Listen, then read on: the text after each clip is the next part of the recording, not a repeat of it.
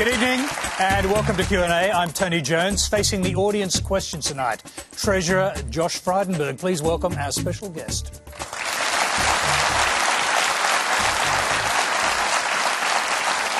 Thank you.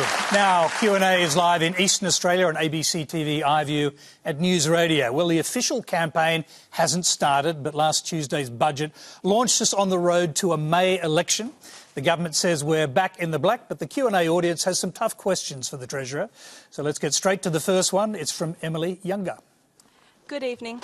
Nearly 3 million taxpayers currently earn under $40,000 per annum, and yet, in your budget, these people will not receive tax cuts while high-income earners will. With the cost of living increasing by 2% in 2017 and continuing to raise, as well as wages remaining stagnant, shouldn't those with lower incomes, including young people, be considered before high-income earners, as they are the ones who would benefit the most from these tax cuts? Josh Frydenberg, is that true? Well, we've actually provided in this budget for over 13 million taxpayers, including those under 40,000, lower taxes. And that's through a policy which delivers both immediate relief from cost of living that you referred to, with up to $1,080 in the pockets of people earning up under $126,000 in just 13 weeks' time when they put in their next tax return, but as well as long-term structural reform, where we're going to flatten out and simplify the tax system so that the vast bulk of taxpayers, about 70%, who earn between $45,000 and $200,000, will actually be on a tax bracket of no more than 30 cents. Now, Josh, we'll come to that part of it, but let's stick with low-income earners at the moment. The question is obviously obliquely referencing Labor's plan, which has an extra $1 billion tax relief for workers earning under $48,000. Basically, I suppose if we can put it in raw political terms, are you offering anywhere near as much to low-income earners? Well, actually, the Labor Party has rejected the second stage of our tax reform, which would ensure that someone either on $45,000 or indeed under $40,000 and just above the minimum wage would actually be better off under our plan. Well, Bill Shorten, let's get this straight. I mean, Bill Shorten said, and you can deny it if you like, that in the second phase, workers under $30,000 would only get $5 benefit. Well, actually, what we're doing is we're lifting the threshold for the 19 cents in the dollar tax bracket from $37,000 today to $45,000, and that's going to benefit these people. But both for those people under $40,000 and those that are on $45,000, you are going to get a better deal under us when our plan is fully implemented. And the key point, Tony, is how does that work? Because here's the figures. I think one figure we've seen anyway is that workers earning less than $35,000 will get $255 tax relief under your plan, $350 under the Labor plan. That's the tables that have been set out, is that right? Well, that is right in the short term, but what that doesn't take into account is the changes in 22-23, which we have advocated. Now, our plan is based on helping low and middle income taxpayers. And so if you're a teacher and a trader, you're a couple, and you're both earning $60,000 a year, you will get $2,160 in your pocket in just 13 weeks' time. That's money that will go to the monthly mortgage, to the quarterly energy bill, to the yearly car insurance. And our plan is both immediate relief, because we understand the cost of living pressures, but also the long-term structural reform. All right, we've got another question on a similar topic. It comes from Alfie Oppie. Mr Frydenberg, your budget seeks to give Australians earning over $180,000 per year a tax cut of $10,000 per year or more by 2024-25. Can you please explain why high-income earners need this tax break and why this money is better in their bank accounts rather than to social services that benefit all of Australia? Well, we want all Australians to earn more and to keep more of what they earn. Now, under our plan, when fully rolled out, someone who's on $45,000 will pay 1/10 of the tax of someone on $200,000. And the whole purpose behind our plan is to encourage and incentivise more work so that you don't get caught by bracket creep, which is a real problem. That's why we want a system between $45,000 and $200,000 paying no more than 30 cents in the dollar. We believe that more people in work with lower taxes will create a stronger economy, and the benefit of a stronger economy is not an end in itself, but actually to provide those social services that you talk about, to provide and to guarantee funding for schools and for hospitals. OK, the question has his hand up. So how does the money that actually goes back into these high-income earners' bank accounts benefit the rest of Australia? Well, of course, money that goes into the hands of all taxpayers is money that is spent in the economy and enhances economic activity.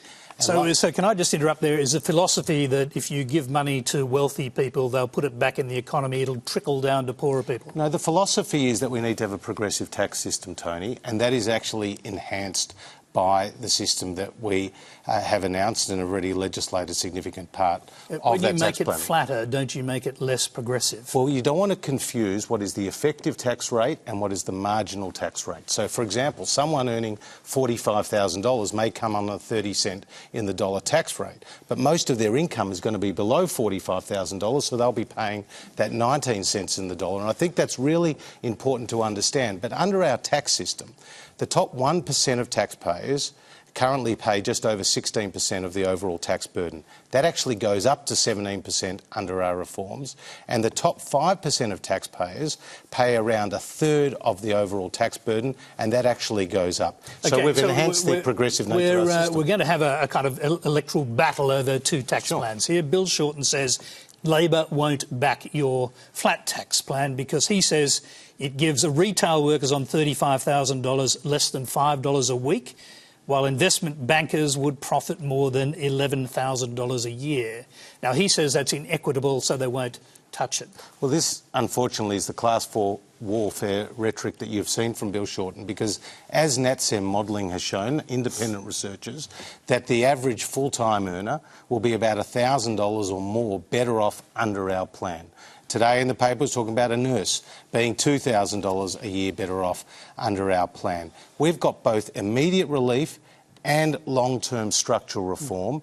But when you talk about Bill Shorten and taxes and the Labor Party and taxes, don't think of just income tax, and indeed they do want to put in place a deficit levy, even though they're talking about surpluses, but they've actually got plans for a couple of $100 other billion worth of taxes, whether it's on retirees or on property or superannuation. We have to keep your answers short so we can get to as many of them as possible, so we'll try and stick to that. But is it true, as reported, that under your tax plan, that's the flat tax plan, those earning between $120,000 and $200,000 will have the income tax liability slashed from 37% to 30%? We've actually already legislated against, again, the Labor's wishes, but we got it through the Parliament, the abolition of the 37 cents in the dollar. And I think a key point... But going down to 30% is a 7% tax reduction. That's a huge benefit, windfall to high-income earners. Well, actually, it's keeping the progressive nature of our system, but it's tackling bracket creep, and I think that's the important point.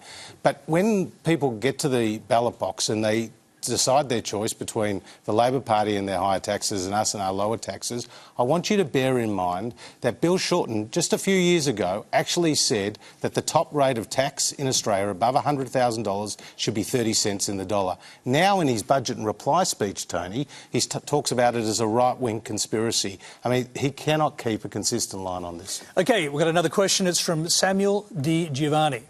Thanks, Tony. Treasurer, Mr Morrison decided to delay the date of calling the election by a week. Do you think it's fair that taxpayers are paying for free advertising and free air travel for the Prime Minister and his ministers around the country for the Liberal Party? Will you tonight, as Treasurer of the country, tell us the cost of that delay by a week?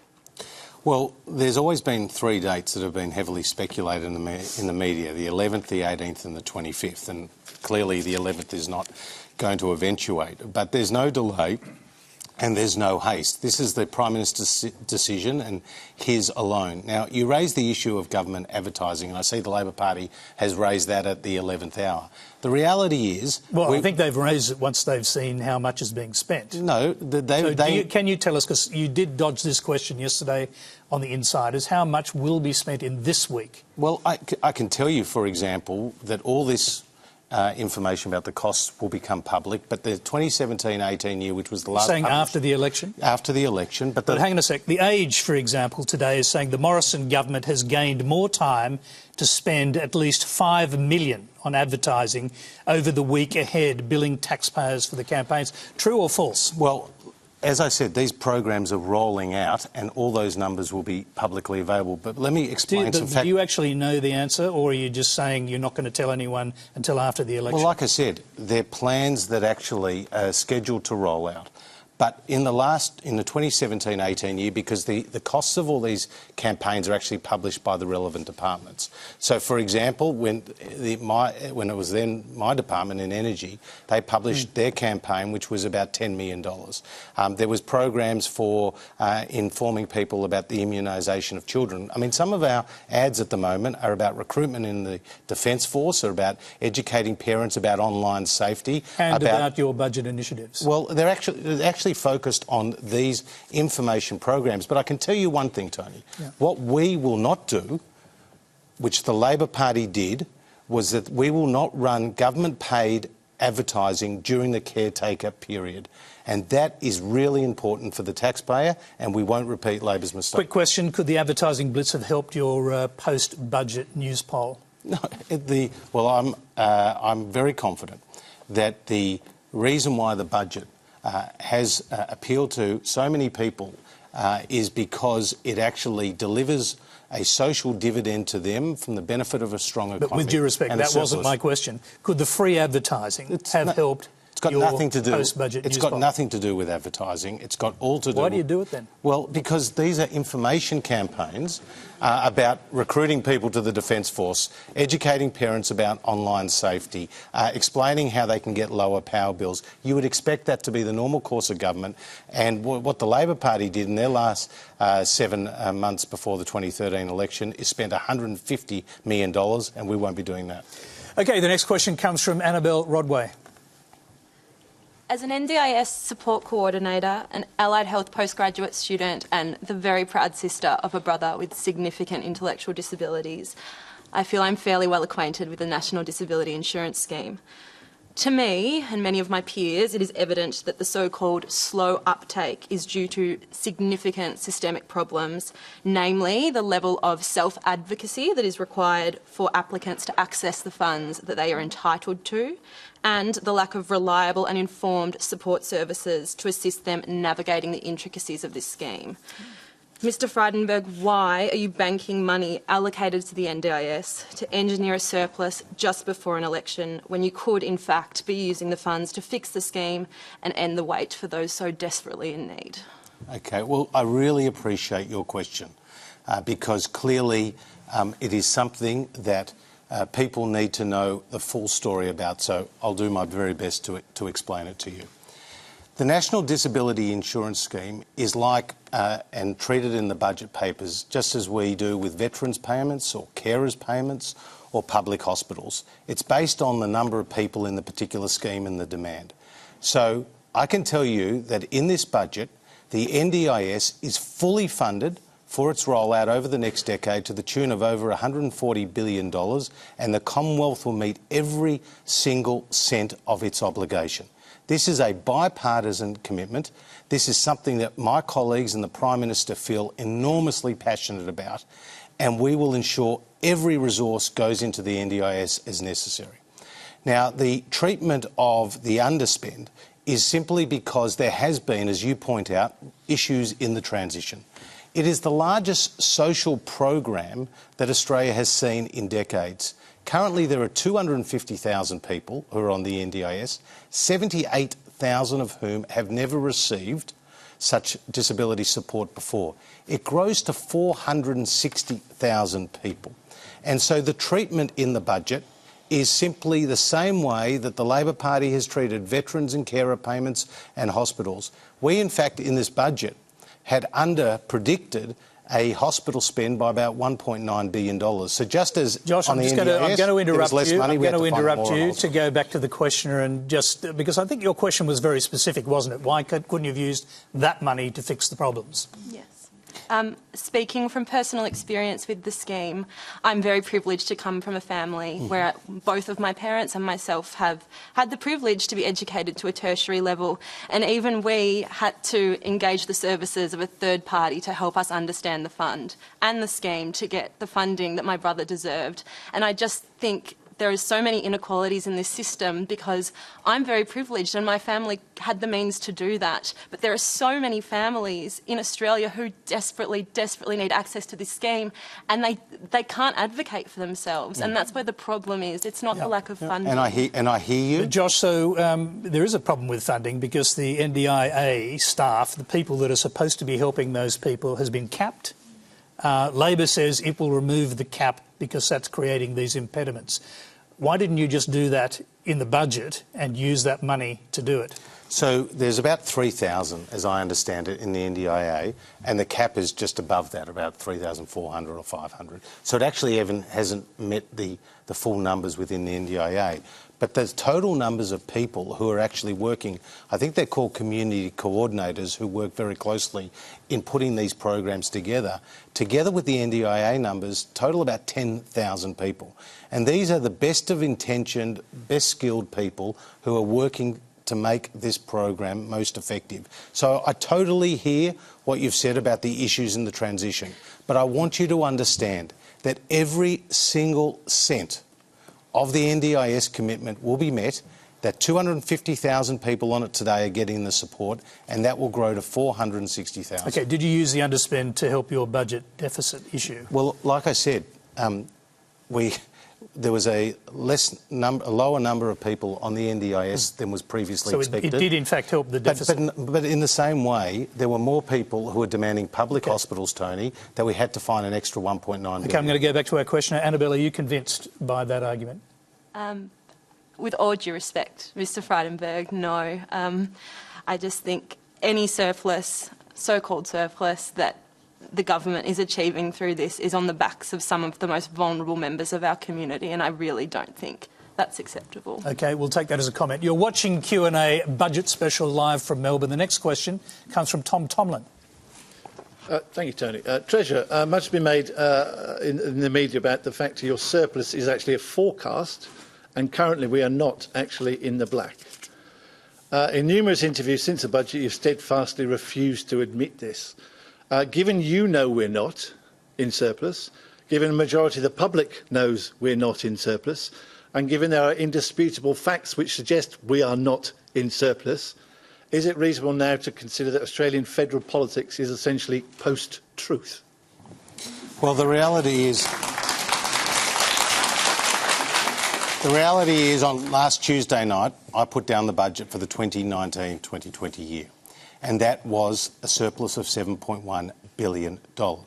Now, what is important is that grows to $11 billion the year after, to $17.8 billion the year after that, and $9.2 billion the year after that. $45 billion worth of surpluses over the forward estimates, and we actually pay off net government debt by 2030. Josh Frydenberg, the obvious question is the budget in surplus now, or will it be in surplus in a year's time at the next budget? Well, the numbers that we put out was 2018-19, which was a deficit of just over $4 billion, and that 2019-2020 would be a $7.1 billion surplus. So we're in deficit now? Well, 2018-19 is just over the $4 billion. But, Tony... So now, right now, as we speak, as the questioner asked, we are in deficit. But you've got to understand that the way budgets work is that I presented the budget for 2019-20. Now, which meant we will be in surplus. We will be in surplus, if everything goes well in that year. Well, can I tell you, and that's a really important point that you raised,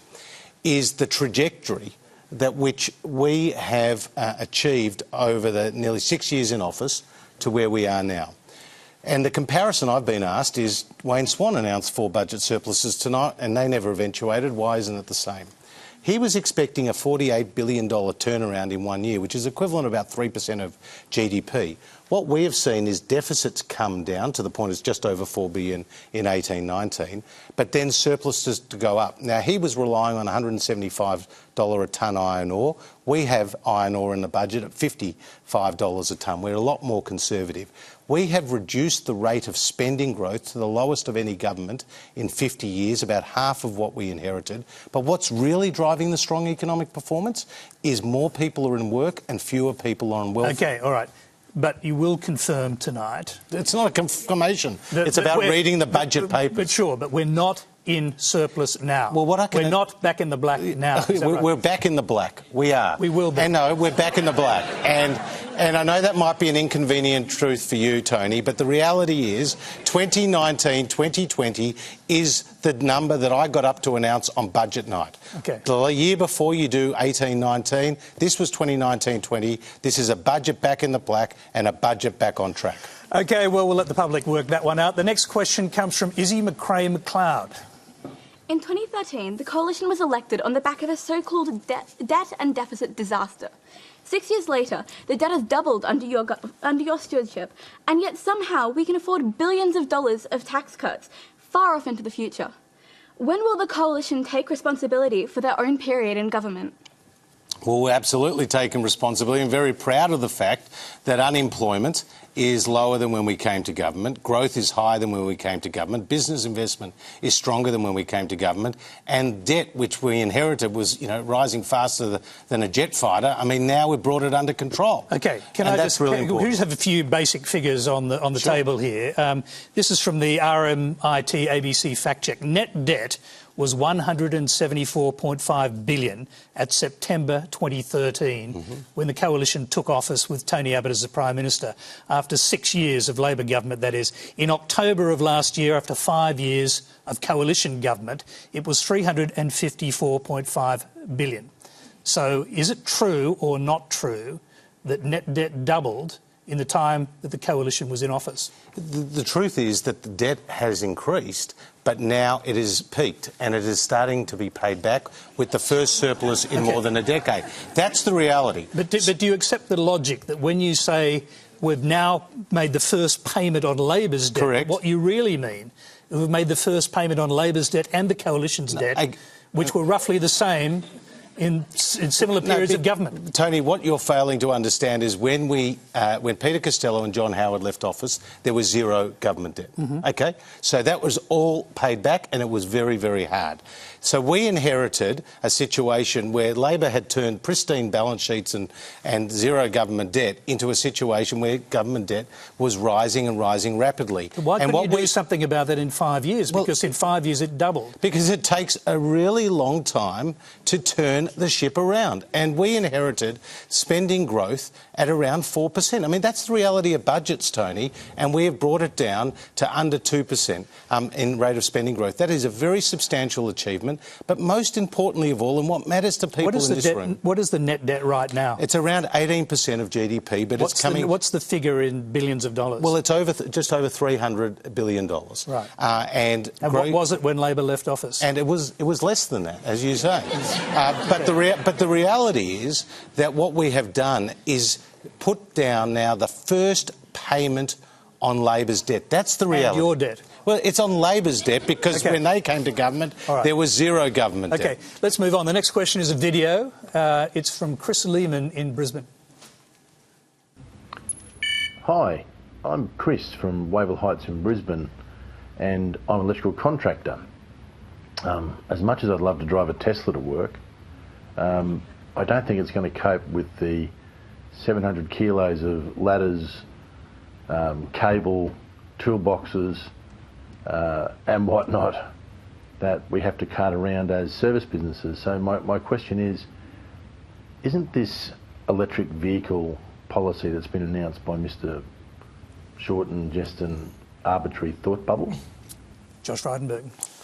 Well, I mean, the reality is electric vehicles are coming on stream into our market more than they have in previously, and that's obviously because of the technology and the costs are coming down. But today, electric vehicles are only 0.2% 2% of new vehicle sales, and of the 23 models that are on offer here in Australia, 19 of those are above $60,000. So it's out of the reach of a lot of people. Do you suspect that that tradesman from Brisbane believes, probably because of what the Prime Minister's been saying, that Labor's going to force him to buy an electric vehicle? Well, what the Prime Minister has been very clear about, and he's absolutely right about, is that we support people buying electric vehicles. In fact, we have policies that allow that to happen and encourage that to happen. But we want people to have their choice. We don't want them to be forced to give up their car, to take up an electric vehicle because of these arbitrary targets that the Labor Party sets. OK, let's go to another question. It's on the same subject from John Coleman. Treasurer, in Europe there is rapid development and momentum in this area. In Norway, electric cars outsell fossil fuel-powered cars. In Ireland, the increase in new registrations for electric cars has increased by 542% in this year, 2019. You have been publicly reported as saying that to back electric cars would be an economic dividend and good for the climate. So instead of the Prime Minister mocking Labour's electric car policy, will you and your government provide support to their policy to increase the number of electric cars in Australia? Well, I mean, we actually are doing that, and I'll tell you in a few ways we're doing that. Can I just tell you one way in which you're not doing it? That's the Prime Minister. The Prime Minister claims Bill Shorten is declaring a war on the weekend when it comes to electric vehicles. He's suggesting that people are going to be forced into owning electric vehicles and they won't be able to take their caravans out into the bush or their four-wheel drives into the bush because they'll be electric and that won't work.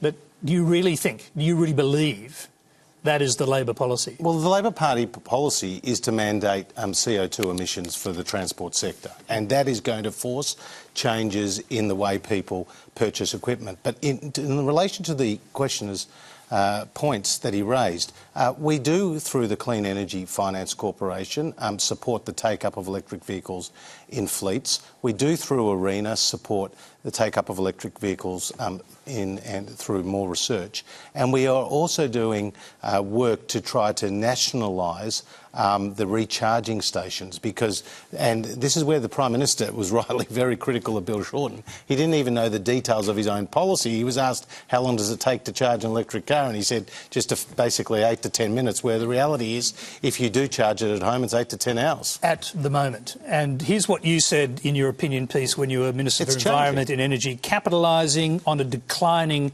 cost curve, new investment in recharging infrastructure and significant improvements in battery capacity will mean the electric car industry has now real momentum in Europe, Asia and North America, and inevitably that will happen here in Australia as well. And I described it as being very disruptive, like the iPhone is to communications. This is to the transport sector. Will, what you suggested, does that comprise a war on weekends? No, what I'm saying in my piece was how technology is changing and how that will become, part of Australian society. But with all these issues about reducing emissions and adapting our energy system, it's about managing the transition in the most cost-effective and sensible way. Too often than not, we get caught out, and I'd accuse Bill Shorten of this, the virtue signalling with his arbitrary targets that actually don't bear out what's going to happen in reality. So here's another thing you said: the global revolution in electric vehicles is underway, and with the right preparation, planning and policies, Australian consumers are set to be the big beneficiaries. And we will. That sounds a little bit like what Bill Shorten is saying. No. Well, Bill Shorten is, as I said earlier, he's got these mandated CO2 targets, but what I was pointing out there, and it is exactly what the Prime Minister has been saying, is we have to manage this transition and we have to actually work and coordinate between jurisdictions so that if you're wanting to charge your car in New South Wales, it's not a different plug-in type in a different state. Just a quick one. Which message should voters then believe? Should they believe this is a global revolution that Australians will be big beneficiaries of, which is what you've said, Or should they believe the Prime Minister that having electric cars is a war on weekends? Well, you would like to contextualise it like that. I would rather say... That's the way it looks. No, but what I would say is that we need, with electric vehicles, just like with the penetration of renewables increasingly into the grid and a whole series of other changes, we need to sensibly manage this transition to better improve the environment, but also to ensure that people are not out of pocket. OK, remember, if you hear any doubtful claims on Q&A, I'm not saying that was one, let us know on Twitter. Keep an eye on the RMIT ABC Fact Check and the Conversation website for the results. The next question comes from Bonnie Purcell. In your budget address, you emphasise the government's commitment to ensuring that the next generation does not have to pick up the tab for the last. How then do you explain the same government's lack of commitment to renewable energy and ongoing investment in coal? Some would say our ongoing contribution to climate change would constitute intergenerational theft when it comes to the quality of our very country's environment. Well, climate change is real. We need to accept the advice of our scientists, which we do. We don't debate the science. And we've got to manage the transition in the most cost-effective way. It's not about stopping the transition, because you can't. Actually, there's just a natural momentum with this technology. And if I said to you that under this government, renewables have come into the grid in record amounts, that under us as a government, the emissions intensity of the economy and on a per capita basis is the lowest level in 28 years. We have overseen a substantial change in the grid, both through the work of the Clean Energy Finance Corporation and ARENA. We have a National Energy Productivity Plan, which is looking to boost energy productivity by 40% by 2030. And the biggest investment of all in Snowy 2.0 has occurred on our watch, and there was $1.4 billion in the budget. We're also looking to capitalise on the incredible renewable source in Tasmania to help stabilise the grid here in Victoria and on the eastern seaboard of Australia. And there are a lot of things we're doing to ensure we have a cleaner and cheaper energy future. Quick question about the campaign, and it is reflected in a way in that questioner suggesting that generational theft is an issue. Are you at all concerned that generational lines are being drawn and will be drawn in this campaign, with Labor attempting to appeal to younger voters and the coalition being sort of sidelined by younger voters? Well, I wouldn't accept the premise of that. When I speak to a lot of younger voters, whether it's about the environment or about their job security or about education, I mean, one of the major pieces in the budget was about apprentices, about creating 80,000 new apprenticeships and a $500 million skills package. We have seen young people get into a job now like never before in terms of numbers. That is the benefit of a strong economy. That is, of course, our core competency, and that is what can deliver a better future for young people. OK, next question comes from Tim Wilkes. Treasurer, Labor has no doubt been struggling to manage the public's expectations around the Adani coal mine and its position on that.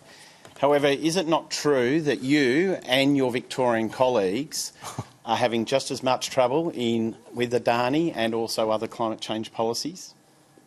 No. Obviously, when it comes to Adani, because you asked directly about that, and I've said publicly, and so has the Prime Minister, we will be guided by the science.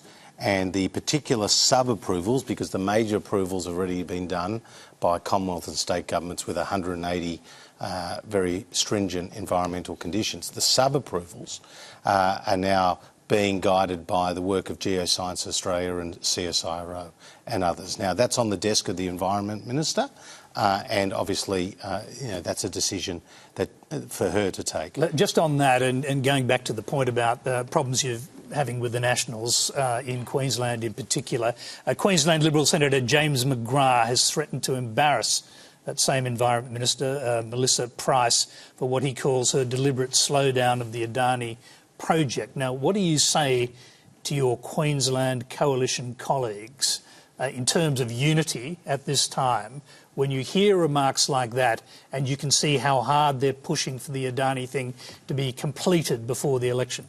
Well, obviously, their their support for the Adani mine reflects the strength of the support of many people in Queensland, particularly these regional communities. And I don't think people should underestimate the importance of our resources sector, whether it is in coal or whether it's in iron ore or whether it's zinc or gold or nickel or any of the other things that we have in abundance, uranium. But sure, politically, are you worried that James McGrath and others may come out publicly and criticise your own Environment Minister for dragging her feet on the Adani project? And what they obviously think is that they're doing that because of fears, political fears in the southern states about that project. Go right to the point of the question. But Tony, I'm very confident, and to the question, I'm very confident that Melissa Price will appropriately manage this issue, as she has done with previous issues, and she's basing her decisions on the advice of the scientists, as they should. Do you personally want the project to go ahead? I want Australia to have strong jobs growth, including in resource projects. Now, do you personally want the Adani mine? This is obviously going out to Queensland right now, and your National Coalition colleagues will be listening to what you're saying. We have already taken those decisions to support the Carmichael mine. But what you won't hear from Scott Morrison and myself, and indeed our other ministerial colleagues, is you won't hear one message to the baristas of Batman and another to the miners of Mackay. You won't hear, and what we've seen from our political opponents on this, Mark Butler say it's not on the national interest for the Carmichael mine to go ahead, but then you've heard Chris Bowen say that it would be sovereign risk if it didn't go ahead, and then you've got Tony Burke saying he doesn't want to make any prejudgments as a possible Environment Minister. I mean, the reality is, so you're happy. Can I just say that you're decisions. Happy to tell the baristas of Batman that the Adani coal mine is a good idea? I'm happy to say that we will be guided by the science, and whatever decision the Minister takes, I will support that decision. OK, all right. Next question comes from Eloisa Moses-McMahon. Mr Frydenberg, as a 16-year-old, I am very aware that the effects of climate change will be most harshly felt by my generation and future generations to come. With just over 10 years until the issue becomes completely irreversible, I am getting fed up with you and your party's inability to take meaningful action. Your budget offers drought relief to farmers who have experienced their worst drought yet. Although this is beneficial to the drought-affected farmers, it does not recognise that the root of the problem lies within climate change. Why do you and your government keep turning a blind eye to the issue of climate change, imposing short-term Band-Aid solutions that will not secure myself and future generations a safe and prosperous world to live in? Well,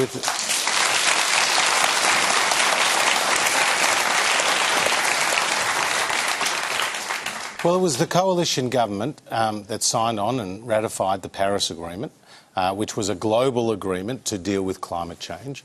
Now, the target that we set was 26 to 28% reduction by 2030 on our 2005 levels. Now, we have met and beaten our initial Kyoto target. When we came to government, and in 2013, it was expected that we would miss our 2020 target by 755 million tonnes. We're now on track to beat that by around 300 million tonnes. Now, to put that in perspective for you, 1 million tonnes is the equivalent of taking 300,000 cars off the road. So it's not an insignificant achievement to turn around 1 billion tonnes since coming to government. So we take our environmental commitments seriously. We have implemented significant reforms that has allowed a record amount of renewables to come into the grid. We are setting Australia up for the future with Snowy 2.0, and as well as ensuring Tasmania becomes the battery of the nation with a second interconnector. Frydenberg, that is a minute, and the questioner has a hand up. Go ahead. How can you say, sorry, Mr Frydenberg, that you're taking the issue seriously if you have no plan to phase out coal, which is a key contributor to climate change? Well, we've actually seen 10 coal-fired power stations close in the last 5 to 8 years. So the grid is changing.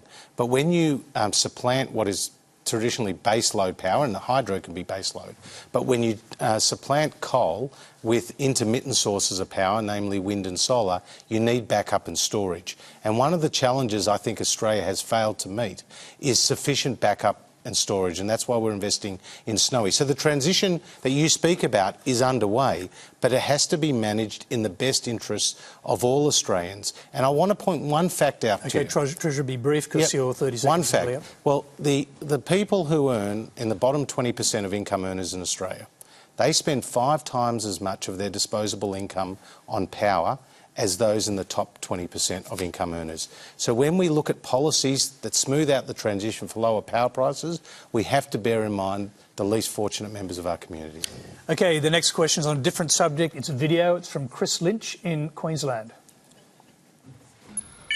Hi Treasurer, my name is Chris Lynch, I'm 32 and I've just been diagnosed with stage 4 lymphoma 2 weeks ago. Coming out of my first cycle of chemotherapy, the bills are piling up already despite having top-level private health cover. Bill Shorten's promises of subsidies for cancer patients is looking like it will sway my vote now I'm in the fight of my life. What can the Coalition do to keep my vote at this election? Well, very moving message. I mean, the reality is there was a number of initiatives in this budget in relation to health, but particularly around cancer. We've listed 6 new drugs on the PBS: skin cancer, lung cancer, bladder, kidney cancer, and I mentioned one, Besponsa, on budget night, which is treating acute leukemia, blood cancer, which means that if somebody would otherwise be paying $130,000 for a course, is now going to pay $6.50 a script. I'm not trying to deliberately cut you off. We have heard that answer before. And so what he's talking about is out-of-pocket expenses. Yep. And he referenced specifically Labor's policy, which is a $2.3 billion package to relieve the costs of cancer patients. And Tony, what I'd say to your viewer and to every viewer is that in this budget there was money for free MRI scans for breast cancer. There was money for bowel cancer nurses. There was money for breast cancer nurses. There's the money for the first ever Children's Cancer Hospital in Sydney, and more money for Peter McCallum. Let me just tell you, to tell you what's going on. Chris Lynch, who sent the questions in hospital, couldn't go on Skype. He's going to text a response, we believe, to your answer. In the meantime, we had another questioner, a cancer sufferer, who was to be in the audience tonight, but she was too sick to come in the end. Her name is Brett Connolly. This is her question. Will the Coalition match Labor's promise regarding cancer funding and potentially better it by expanding it to cover other sufferers of chronic and life-threatening conditions? Well, so in other words, they're wondering if you've still got anything left over in your budget. Could you match this? Because as far as they're concerned, Labor has outbid you. Well, there's still a lot of detail we don't know about Labor's announcement because they said $2.3 billion, you're right, but then they said there was $1 billion worth of measures that they hadn't yet announced. We, of course, want to see more specialists and oncologists. We, of course, want to see people have fewer out-of-pocket expenses.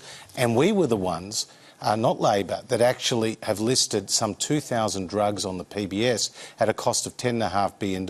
And when Labor was last in office, they said they couldn't list those drugs because fiscal circumstances didn't permit. OK, can you... The obvious question was, can you match Labor's policy offer in this election campaign? Well, we haven't seen the detail, but what I can say... When you see the detail, will you attempt to match it? I'm not going to preempt that. What I'm going to say is that there were, and this is a very serious issue, is that there were a large number of specific cancer initiatives in the budget which Greg Hunt had worked diligently on, which the Prime Minister had strongly supported, which will make a difference to cancer sufferers' lives. OK, well, apparently we have a message from Chris. It's supposed to be on the screen. It isn't quite at the moment, so I have to wait for that to happen.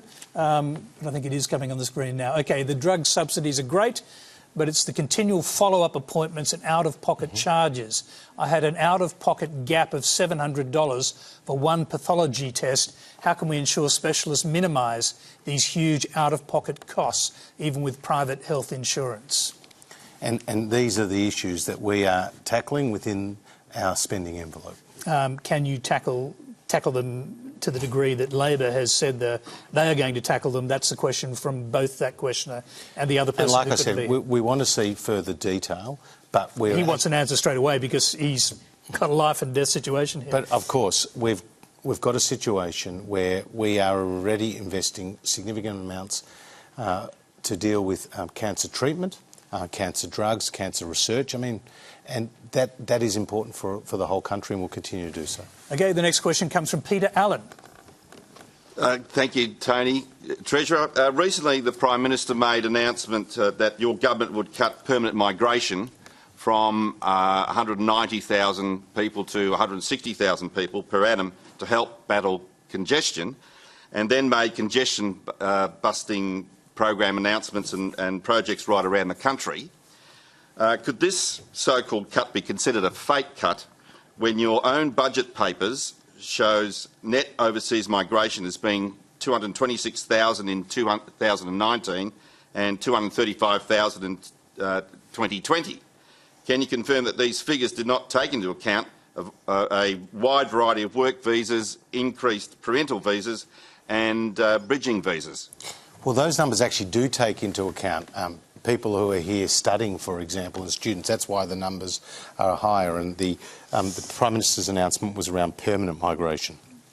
But, I mean, I'm a product of immigration. Probably nearly everyone in this audience is, and I think that's given Australia enormous strength, is our diversity and the fact that we've provided a safe haven for so many people from different parts of the world. There is, however, and we feel it probably more so than most other places in the country here in Melbourne, real pressure on our cities with population growth. So Melbourne's growing by a couple thousand people a week.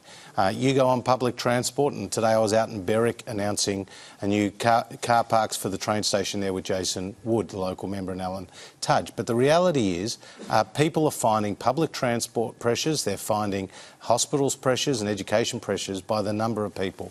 So one of the big announcements in the budget related to fast rail and our vision for the eastern seaboard, particularly of Australia, which includes Melbourne to Geelong, which will halve the travel time, and there's $2 billion in the budget for that. I'll just quickly go back to our questioner. Are you saying that the cut was a fake cut because there are these other forms of migration? Yes, I am, Tony, because obviously, if the Prime Minister actually did announce that it was bringing back from 190 to 160, but if you look at the budget papers, it's not 160. It's at least 100 more than that each year for the next 4 years. And then if you look at the projected amount of people in Victoria, it runs about for between 2018 to 2022. It's well over 650,000. Okay, so a quick response to that. It's the difference between permanent migration and overseas migration, and one is permanent and the other is visitors. Okay, let's move on. The next question comes from Chris Fennell. Given the Liberal Party's position is one of economic conservatism, how does it justify the reopening and immediate closure of the Christmas Island detention facility, which has reportedly cost us $185 million? So how do we as voters meant to trust a government which can make a decision that results in such a large waste of taxpayers' money for what seems to be cheap political points? Well, the reality is that decision was imposed upon us. We didn't vote for it in the Parliament. Well, the reality is we were against the Medivac legislation because a number of people who have come from Nauru and Manus to get treatment on the mainland, and this was a situation where Karen Phelps and others and the Labor Party produced this legislation and passed it through the Parliament. As a result, we reopened Christmas Island, having closed, more than 17 detention centres as a result of our border protection policies. You told Barry Cassidy yesterday what we've done by reopening Christmas Island is to send a deterrent to people who would try to game the system. So is that what you're saying now? Well, very few people have tried under the Medivac legislation to come because they don't want to end up on Christmas Island. So just to confirm, you were sending a message by reopening it? Well, the message is that we want people to be processed in the normal way through offshore detention. Okay, just very briefly, what is the message now that you're committed by your policy to shut the centre down in July? Correct. But what's the message of that? Well, the message is we'll go back to... That's a welcome mat, is it? No, the message is we go back to our strong border protection policies that have saved lives at sea and have brought some order to our border protection policies, which completely failed under the law. So $185 million for a very temporary message that's now been thrown out. Well, it will be thrown out once we're able to close Christmas Island and pass legislation that overturns what the Medevac legislation is. All right, you're watching Q&A Budget Special with Treasurer Josh Frydenberg. The next question comes from Stanley Waite. Hello, Josh. It's the cash people earn and spend that control how well a company and country will perform. So giving a wage that is livable is so important. What is the coalition government going to do to increase the minimum wage for people who are living below the poverty line? Well, the minimum wage is set, and we believe should continue to be set by the independent umpire. And we thought the Labor Party believed in that until they jumped around with 5 or 6 different positions. The reality is wages at 2.3% growing over the last year. The minimum wage has been growing at a faster rate than inflation, but also at a faster rate than average wages across the economy. Real minimum wage has gone up under us. Every year under the Labor Party, it actually went backwards. OK, we've got another question that it pertains to the same thing, really. It's from Robin Monday. Hi, I'm a single woman, aged 56. I've raised 4 children who are now adults. I chose to be a stay-at-home mother, so I've only worked part-time for the last 30-odd years, meaning I have very little superannuation. My current annual income is less than $40,000 a year. And I've just entered the single woman over 55 demographic, which shows the highest increase in rates of homelessness. What measures are there in the budget to reverse that trend and to assist women of my age who've spent most of their life raising children and now find themselves not able to afford private rent? Well,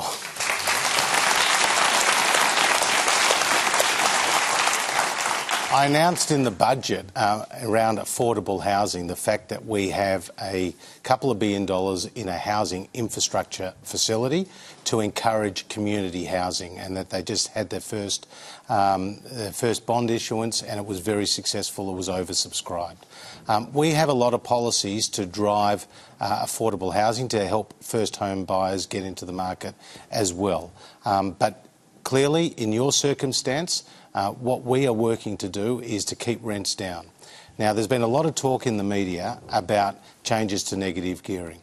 One of the things that will do is drive rents up because it will take investors out of the market, and investors have an expectation of after-tax capital gains, so they charge lower rents than would otherwise be the case.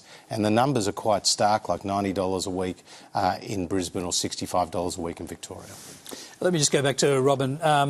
Do you have a response to that, and what is it that you want to see happen? I'm curious whether you've had any contact with the rental market, because I've watched the rents in my area in regional Victoria double in the last 5 years. Yeah. I, myself as a single woman, if I was looking to rent, could not afford to rent in my town without sharing with someone else. So what I'm asking is, what are you planning to do for anyone over the age of 55 who finds themselves in this situation?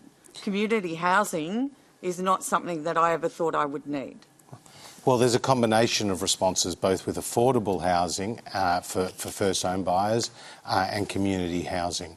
There's a number of programs that we're using. We're enabling people to either use their super or to encourage people who are seniors to downsize. She doesn't have any super, so that's not an issue. But in terms of getting more housing into the market so that the rental market can be supported, that's the point. We want to get more supply into the market so that the rental market can be supported, so that people like the questioner can actually benefit. OK, are you happy with that answer? No. Rents are not going to come down. Rents have been going up, and like most things that go up, they don't come back down. So unless there are specific measures that are going to support those rents to come down, and more houses on the market is not actually going to decrease rents. You want a quick response to that, or would you take that as a comment? Yeah. Well, I mean, what we're focusing on is driving more affordable housing through a series of community housing measures, as well as of ensuring first home buyers get into the market. Okay, the next question comes from Dmitry Andreevsky. Thank you, Tony. Treasurer, we live in an economy where the cost of living pressures compel both parents to work in order to pay the bills and manage the mortgage, and also keep the lights on. What is the government doing to make childcare affordable, not something that means one wage goes to childcare and all we are doing is sending mum to work to pay the childcare provider? As a young family with 2 kids under 4, it would cost us $180 per day after rebate for our kids to attend childcare. Should my wife go back to work? How is this viable or fair for families who are struggling to live on one wage? Well, we have introduced a number of new measures to subsidise the low and the middle income earners by removing some of the caps that were otherwise on the amount of money that they could receive. So we've fully targeted the low and the middle income earners, and in the most recent CPI numbers, which is inflation and goes to cost of living as well, we've actually seen the childcare prices come down. We want more people to work. And we want, therefore, to give more support, which we are doing through taxpayer-supported schemes. Okay, are you happy with that answer? Look, I still believe that it's quite unaffordable. Yeah. It's a challenge to working mums to get back into the workforce because the costs are prohibitively expensive, and when you do the sums, it just doesn't add up. Okay, I mean, are you getting the sense that there are a lot of people hurting out there, Sure. and there doesn't seem to be any easy answers for you or for anyone else, really, to their problems? Well, I mean, there is definitely pressures on cost of living. There's definitely pressures on population. There are definitely people, and obviously we're sitting here in Melbourne, but if you go around the country, and particularly the flood-ravaged parts of Queensland or the drought-ravaged parts of New South Wales and Queensland as well, and in Victoria, I was with some people from Gippsland just over the weekend, and they were really feeling the pressure. So there are many people in our community that are going through very tough times. My only message for those people is obviously the government stands with you. We've made record amounts of investment to try to get these communities back on their feet, but also that the benefit of a strong economy, whether it's a surplus or the tax cuts or the infrastructure spend or the skills package, that is not an end in itself. It's to get the economy working. Do you think, so they can provide the dividend to the community? Do you get the sense there's a lot of people out there who would trade off tax cuts for services? Well, I think what we want to do is not see them as mutually exclusive, because a strong economy provides and guarantees the services.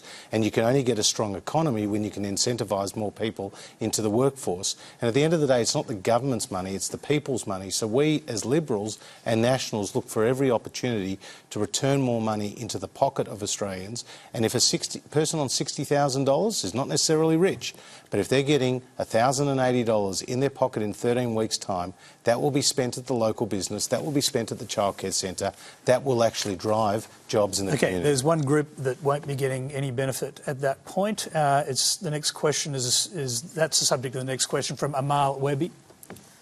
Australians on Newstart allowance live below the poverty line on about $40 a day.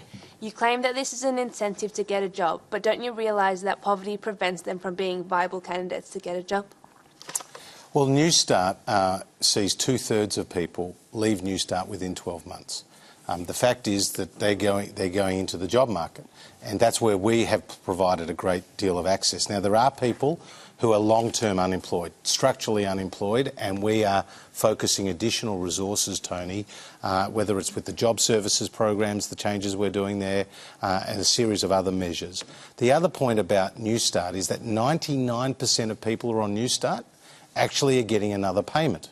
So they could be getting rent assistance or a parenting payment or a family tax benefit. So it's quite different, let's say, to the age pension or the disability support pension, which could be the primary source of income. Put a counter-argument from an unusual source. After last year's budget, the former Prime Minister, John Howard, came out and said the Newstart allowance should be increased. He said, I was in favour of freezing that when it happened, but I think the freeze has probably gone on too long. Now, he's considered a sage within your party. Why wasn't he listened to? Well, in terms of Newstart, like I said, it's Arthur Sinodinos, incidentally, his former Chief of Staff, now Senator, told us exactly the same thing. And I heard those comments.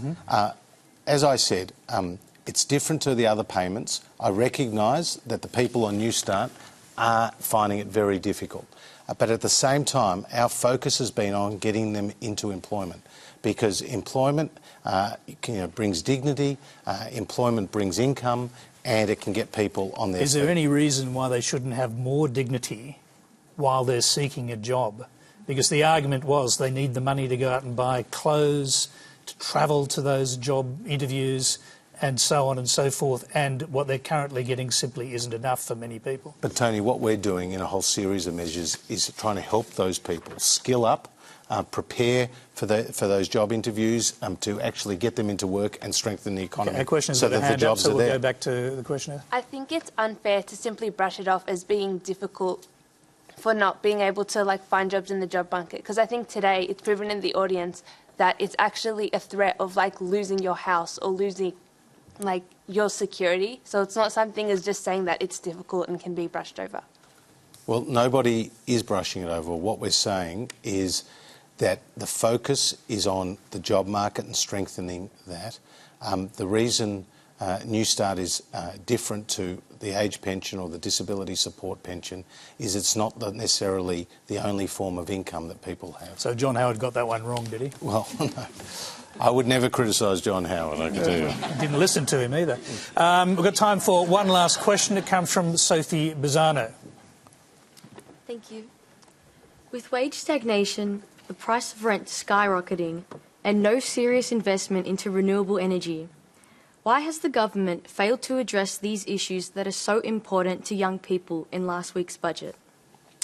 Well, in fact, there was major investment in ensuring Australia can become a renewable energy powerhouse. I mean, the fact is the $1.4 billion set aside in snowy hydro will help stabilise the system and smooth out the grid as more intermittent renewables come in.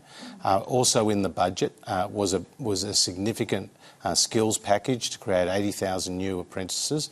That's all about driving opportunity in the job market for people. The income tax cuts is about putting more money into people's pockets, reward for effort, and therefore to spend and get economic activity. When you get a tighter labour market, you actually get wages growth. When you get more productivity, for example, the instant asset write-off that we provided for small business, extending that to $30,000, already used by 350,000 small businesses, and small business are the engine room of our economy, that's going to strengthen the economy. So that's the pathway to more jobs, to higher wages and to a cleaner energy future. Now, I have to tell you, and it's the final thing really, but we've got dozens of questions. We've had dozens of questions from young people along these lines. And I suppose the question is, are you in danger of losing this generation of voters because they simply aren't hearing your message? Well, our message is about creating jobs and opportunity for them. It's about strengthening the economy. It's ensuring there is intergenerational fairness, not just on issues in relation to the environment, but also issues in relation to debt. We've put the first payment down on Labor's debt. We're proud of this budget and we'll continue to go out and sell it. Josh Frydenberg, we thank you very much for facing a whole bunch of questions and some very tough ones as well. Thank you, Tom. That's democracy in action. We're very glad to have you here. Thank you very much. Thank you.